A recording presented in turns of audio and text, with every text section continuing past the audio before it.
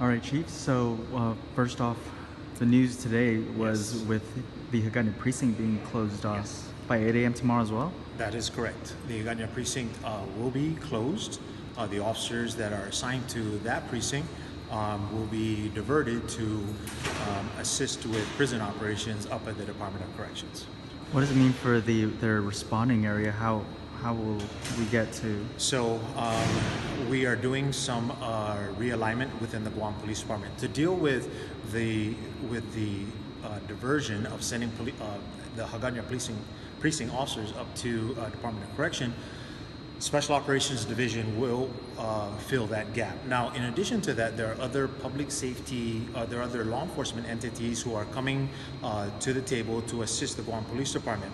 So we have officers from Guam Customs and Quarantine, from Department of Agriculture's conservation officers, Department of Parks and Recreation's park rangers, as well as the airport police officers and the Port Authority police officers, all coming together to assist the Guam Police Department to be able to fill that gap that would have been created with the officers from Hagatna Precinct going up to help Department of Corrections with prison operations.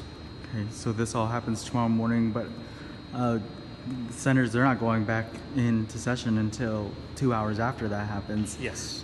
Your message to them, they had a lot of questions about what the cost savings would be. Again, we have not been able to determine the exact cost saving of closing a precinct. Now, to be clear, Nick, the reason why we're doing this is to deal with the shortfall of cash in the government. It's a cost savings measure. Because we know that there is an insufficient amount of cash here, if this bill doesn't pass, or if a bill is not passed to be able to deal with that, we're going to run into a problem, and we want to be able to deal with that now.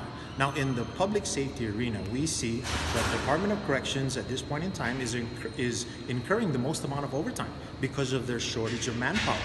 So to be able to deal with that, GPD is stepping up to the plate, and I asked the senators to do the same thing.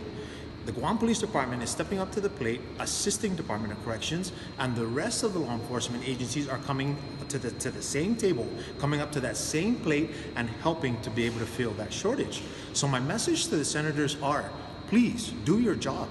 Please pass a bill that's going to deal with this shortage so that there is a sufficient amount of cash to carry us throughout the fiscal year. Work with the governor, work with the administration, pass Bill 245. We need to be able to deal with this now. The Guam Police Department, the Guam Fire Department are all doing their jobs in the public safety arena to be able to deal with this. And that's what we're asking the senators now. That's why the fire chief and I are taking these measures now to be able to deal with this now, and instead of waiting for an even worse crisis that we're going to be dealing with down the road, to prevent a furlough. To prevent 32-hour work weeks, we are cutting costs right now. And if it means diverting police officers assigned to Hagatna Precinct to go help the prison to lessen the amount of overtime so that there's more money in the government, then that's exactly what we're going to do. If they acted tonight, you think that would have been enough for you to walk back on the If there decision? was a bill passed to be able to address the financial shortfalls in the government, then yes, absolutely. If there was a bill, if Bill 245 passed, or a bill even similar to that was going to be passed, then I would say yes. We would be able to divert that, because then it would be able to deal with this shortage of finances in the government of Guam. Okay, finally, your message to the public out here in the central part of the island that rely on the police officers out of Hagatna Precinct. I will assure the people of Guam that that the Guam Police Department assumes no risks in the safety and protection of the people of Guam.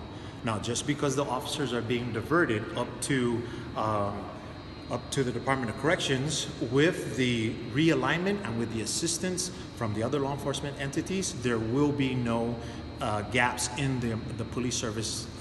The police services that we are providing to the people of Guam. So I want to be very clear about that, and I want to assure the people of Guam that if Police Chief Joe Cruz has to put on his gear and go out and patrol the streets, myself, my staff officers, and everybody else in the Guam Police Department will fill those gaps and will do what we have to do to be able to keep our people safe. I ask the senators to help us out with that.